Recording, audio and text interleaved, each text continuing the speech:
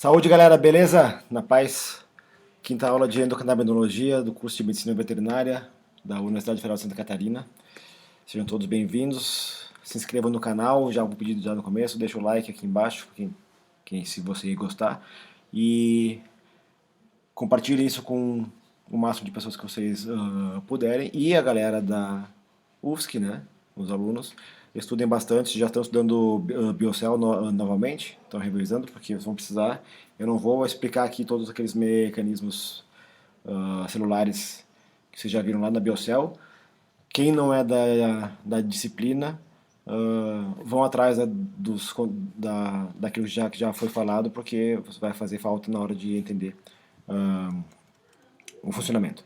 Beleza. Hoje a gente vai, eu vou, hoje essa aula é rápida, eu acho. Eu vou apresentar para vocês os canabinoides da planta e os terpenos, tá? Que são as duas classes de moléculas da planta cannabis sativa que tem maior potencial terapêutico. E é o nosso interesse principal quando a gente faz a extração do conteúdo dos tricomas da planta para fazer o medicamento, né? Então, a planta tem pelo menos 150 canabinoides diferentes, a planta cannabis, né? Tem pelo menos 150 tipos de canabinoides diferentes, cada um com seu efeito fisiológico, com seu efeito terapêutico. E recentemente também descobriu-se que os canabinoides podem se combinar entre si. Por exemplo, dois CBDs podem se combinar em um dímero chamado cannabidiol, que é o CBDD. Tá? Então, se o canabidiol pode fazer isso, né, e se comportar como um novo canabinoide com algumas peculiaridades em termos de especificidade por alguns receptores, por exemplo. Se isso é verdade para o CBD, será que não é verdade também para os demais canabinoides? Então, se a gente tem aí 150, se pelo menos cada um dos iguais puderem se interagir, a gente vai ter 300 ou ainda mais combinações possíveis. Além dos canabinoides, a gente tem mais de 700 terpenos diferentes na cannabis, tá? Nessa planta. Os terpenos os terpenos. Bom, os terpenos são compostos já classicamente conhecidos na fitoterapia. É basicamente a base do, do, do- da fitoterapia, né? São os terpenos que causam a maior parte dos efeitos terapêuticos de uma aromaterapia, de uma fitoterapia.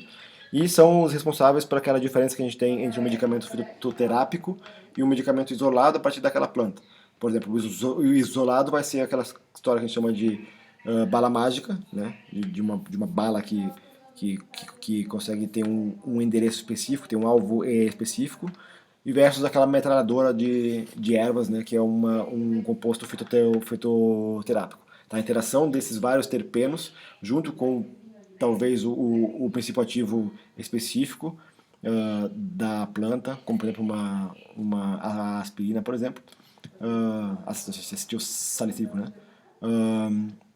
A gente tem essa diferença da atuação da planta quanto à atuação do isolado, tá? Beleza.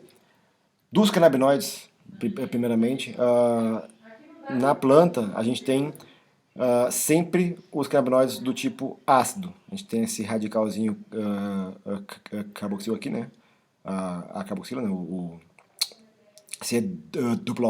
COOH, que configuram um ácido. Na planta, todos os canabinoides têm esse radical ácido, né? Após uma descarboxilação, que é remover o CO2 formado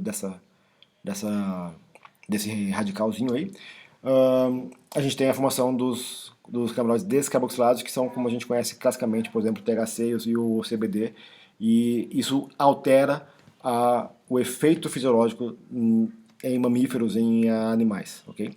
Então, na planta a gente tem sempre os canabinoides do tipo ácido. O canabinoide mãe vai ser o CBG, tá? O CBGA. ele vai dar origem a todos os demais canabinoides. Tá? E a partir dele, a gente tem a derivação de THC, THCA e CBD, por exemplo, por THC e CBD, aqui nesse caso, por um alelo codominante. Então, quando a gente tem produção de uma maior propensão da planta a produzir THC, ela vai fatalmente reduzir CBD e vice-versa. Tá? Então a gente tem aqui várias classes, né? Não quero vocês não conseguir ver aqui. A gente pode dividir os canabinoides em famílias, né? CBG, a família CBG, a família THC, a família CBD, a família CBC. E não é apenas na cannabis que a gente tem todos os canabinoides. Alguns deles estão presentes em outras plantas, tá? Não cannabis, tá? Mas as demais apenas na planta cannabis, até o momento. Então eles têm estruturas químicas semelhantes, tá? Com funções que também se interlaçam, né? Se sobrepõem. Alguns se antagonizam, outros se controlam, mas do, não, dentro do quadro terapêutico todos têm sua importância. Tá? Não vai olhar para cada um deles aqui, vai olhar mais para frente. Tá? Por que eu estou falando de canabinoides ácidos nesse momento? Porque na planta a gente sempre vai ter canabinoides ácidos, sempre vai encontrar eles na forma ácida. Tá? Então aqui tem uma sequência de planta in natura, né? Ou seja, os canabinoides na sua forma natural, os canabinoides na forma aquecida ou descarboxilada e os canabinoides envelhecidos, certo? Então a gente tem os metabólitos do THC, que são a linha CBM e o delta 8 THC, tem o delta 11, que faltou aqui, que é um metabólito produzido no fígado, a gente vai ver isso logo mais à frente. Então, sim, a diferença dos ácidos, né, para os descarboxilados reside em efeitos terapêuticos diferentes, ou efeitos fisiológicos, vamos deixar assim por enquanto, que os efeitos fisiológicos deles é que vão dar o caráter terapêutico, né? E a potência, tá? Ou a sua capacidade de fazer efeito. Por exemplo, THCA tem uma psicoatividade extremamente baixa comparado com THC, especialmente o delta 9 THC, que é o produto formado, quando a gente fala apenas THC, a gente está falando do delta 9 THC, tá? Que tem alta psicoatividade. Delta 9 THC, por exemplo, tem menor psicoatividade do que o delta 11 THC, que é o metabólito do fígado. Tá? Isso é importante para a gente lembrar mais à frente, quando a gente for pensar em formas medicamentosas, né? Em formulações e vias de administração. Por exemplo, via retal e sublingual ou inalada tende a evitar o efeito da transformação do delta 9 THC em delta 11 THC pelo fígado, que se faz quando a gente ingere, dando assim então um efeito menos potente, menos longo, tá? Menos longo, mais curto. O delta 11 THC é mais potente e tem efeito mais duradouro do que o delta 9. Tá? Então isso tem algumas implicações interessantes a gente saber já pensar isso. Mas então, os canabinoides ácidos têm geralmente um efeito com menor intensidade, né? Além de alguns efeitos diferentes do que os carboxilados, os descarboxilados. E então isso a gente vê tanto na potência psicoativa, por exemplo, quanto na potência medicamentosa. Tá? Um produto que contém apenas canabinoides carboxilados, né? Ou seja, os que contêm a sua forma, que estão na sua forma ácida, tem efeito terapêutico, tem valia, porém tem muito menos eficiência, muito menos potência do que os canabinoides descarboxilados. Tá? Um extrato, um óleo, uma medicina feito a partir de canabinoides, contendo canabinoides descarboxilados. Tá? O processo de envelhecimento ou de metabolização desses canabinoides passa por outros canabinoides, como por exemplo o CBN, no caso do THC, que é o responsável por sedação extrema. Ele é bastante sedativo, e aí nas anedotas, né, falar que uma variedade ou um determinado lote de cannabis ou do prensado é extremamente forte. Às vezes, especialmente no caso do prensado, é simplesmente um produto envelhecido demais. Excesso de CBN, você fuma e capota, ou se o óleo for feito dessa forma, você toma o óleo e a predisposição tua é dormir. Então, como o medicamento, altos índices desse cannabinoide é útil para tratamentos de distúrbios de sono, né? Então, mas lembre-se que isso é o contrário de atividades diárias. Então, se você precisa do óleo para o dia a dia, que é 90% dos casos, a gente tem que equilibrar um pouco esse cannabinoide ou evitar o excesso dele. Tá? Mas basicamente isso acontece com óleos envelhecidos. Todos eles aí têm efeitos terapêuticos. Tá meio ruim de ler aí, mas a gente vai ver mais à frente, tá? Tem anticâncer, anti-inflamatório no THCA, por exemplo, analgésico, o THC, neuroprotetor, broncodilatador, e assim vai. A gente vai ver isso ao longo da disciplina, em cada pedaço, tá? Mas todos os canabinoides têm seus efeitos terapêuticos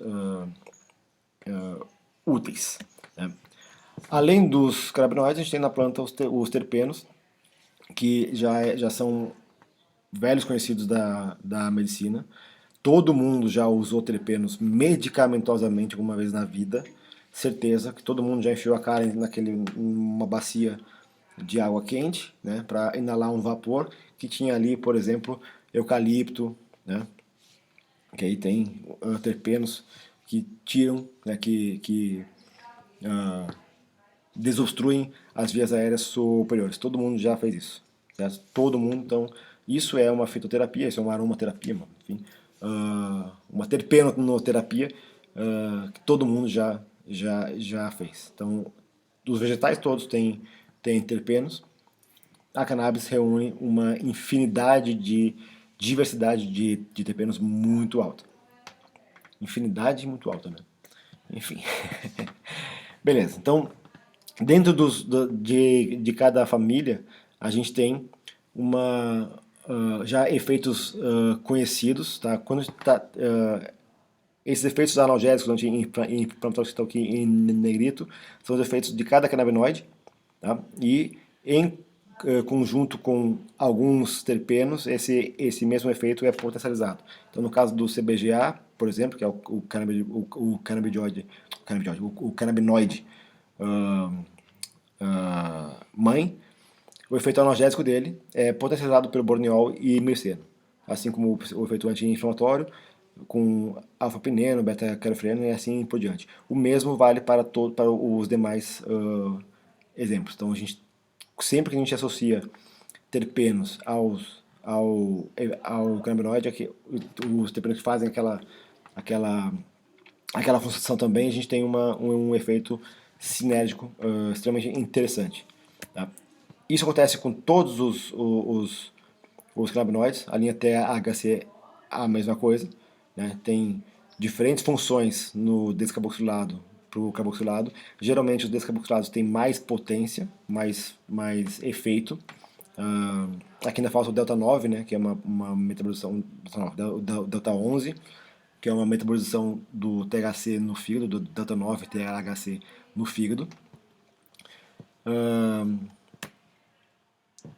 Família CBD, a mesma coisa. A gente tem uma série de terpenos já sabidamente sinérgicos com vários efeitos. Eu não vou ficar detalhando aqui cada um desses efeitos agora, porque é basicamente aqui vai ser apenas uma decoreba.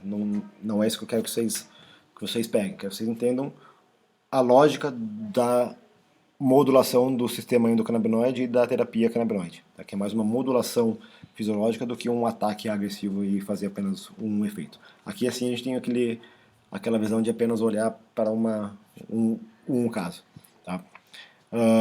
CBC, a linha CBC também tem ações anti-inflamatórias, antifúngicas. Em geral, os canabinoides têm efeitos na regulação do ciclo celular, por isso que vários anticâncer vão a aparecer, na regulação do sistema imune, por isso várias vezes anti-inflamatório a gente vai ver, na regulação do humor e do comportamento, do sono, e enfim, melhorias do processo celular como um todo, né? A boa e velha homeostasia vai dar uma ampla faixa de possibilidades terapêuticas dos canabinoides. Tá? Os terpenos, aqui a gente não enxerga, eu vou tentar dar um zoom aqui diferente. Então. Os terpenos nas variedades de cannabis, cadê? Por exemplo, a gente vê aqui, né, um exemplo com o mirceno, carofileno, linanol, pineno, humuleno e limoneno. Né? Por exemplo, se a gente pegar a gente olhar aqui a roda de variedades de cannabis, né? Por exemplo, pegar uma específica, uma OJ Kush, ela vai aparecer com alto limoneno, com alto humuleno, com alto pineno, linanol não, carofileno e mirceno, se não me engano, também não. Certo? Então, a gente vê que a mesma cepa vai ter vários tipos de canabinoides, de terpenos, podendo ter até 400 e tantos terpenos diferentes na mesma planta. Isso é um apanhado de terpenos extremamente útil. A gente vai ter aí então vários efeitos terapêuticos combinados em uma única variedade. Pegando mais variedades, a gente vai ter uma maior diversidade de terpenos. A mesma coisa acontece com os canabinoides, né? Que vai ter as mesmas diferenças entre várias linhagens. Né? E aqui a gente tem uma roda minimizada assim, de efeitos conhecidos dos canabinoides isolados. Tá? Então a gente tem o THC, por exemplo, para apneia do sono, para câncer, para dores, né? essa linha aqui de dor e sono, para problemas gastrointestinais, para controle de humor e comportamento, transtornos neurológicos. Todos eles, o THC, por exemplo, é extremamente importante, tá? Nesse controle. E quando a gente combina eles, vai ser sempre melhor. Tá? Que é você pegar os canabinoides, no plural, os terpenos, no plural, juntar os dois e no mesmo produto medicamentoso, e aí você tem uma melhor modulação da fisiologia endocannabinoide como um todo. E assim você tem uma melhor resposta terapêutica, menos efeitos colaterais, e, aliás, muitos dos efeitos colaterais acaba sendo uma melhoria numa outra condição que você não estava vendo ou não era o alvo principal no momento.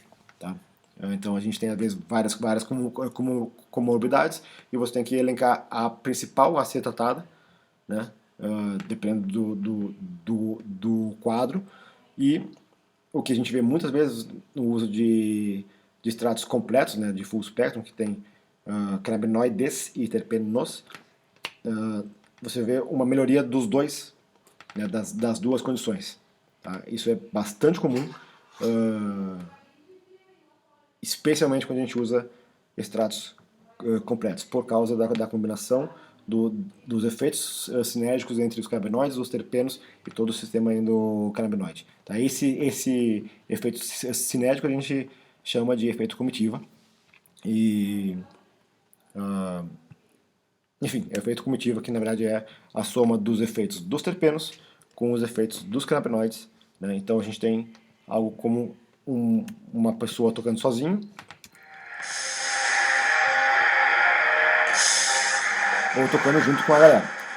Podia botar qualquer outra coisa aqui, mas como a gente está no YouTube, eu sei que eu tenho que pagar direitos autorais, então eu queria botar minha banda mesmo, com a nossa música, e era isso, beleza? Foi mal aí, é nóis. Beleza. Sigam lá Canabasse Eco, né? Óbvio. E de vez em quando, quem sabe um dia a gente volte a fazer alguma coisa com o público, né? Beleza, aqui tem um resuminho bem desatualizado já, com certeza, porque não para de surgir evidências de outros efeitos. Ah, então eu prefiro nem colocar aqui tudo que tá sendo levantado, porque tem coisa que não está ainda comprovado também.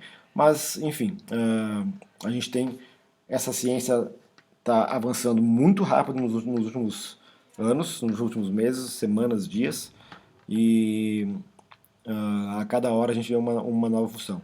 Falta ainda o principal, ao meu ver, que é a gente conseguir avaliar de fato os diferentes efeitos das diferentes combinações de canabinoides e terpenos nas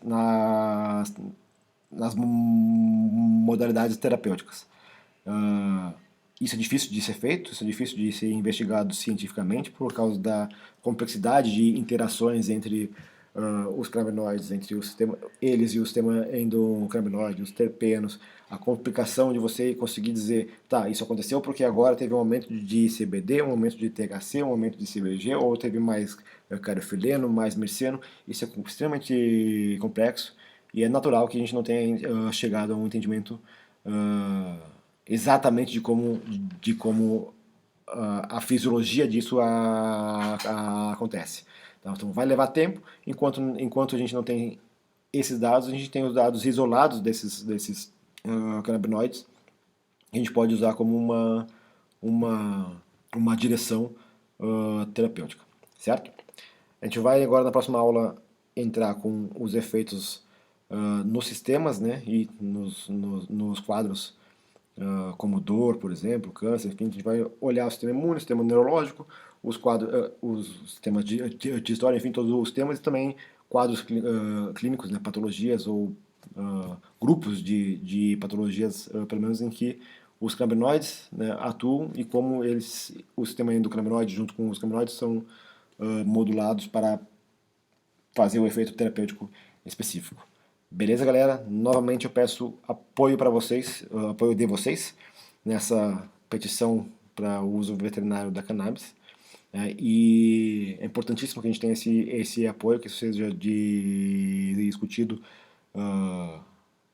federalmente, né?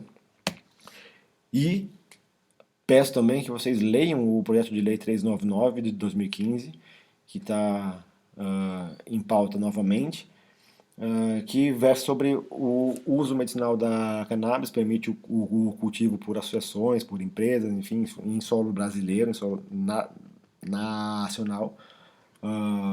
Inclui também o uso veterinário, com algumas ressalvas aí quanto ao THC, que eu espero que eles estejam nos ouvindo, me ouvindo, especialmente, que eu estou mandando vários documentos para os deputados envolvidos nisso. Eu não vou falar o nome deles aqui porque é ano eleitoral.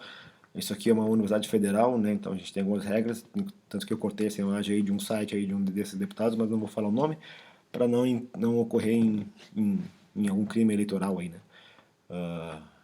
Enfim. Beleza, pessoal?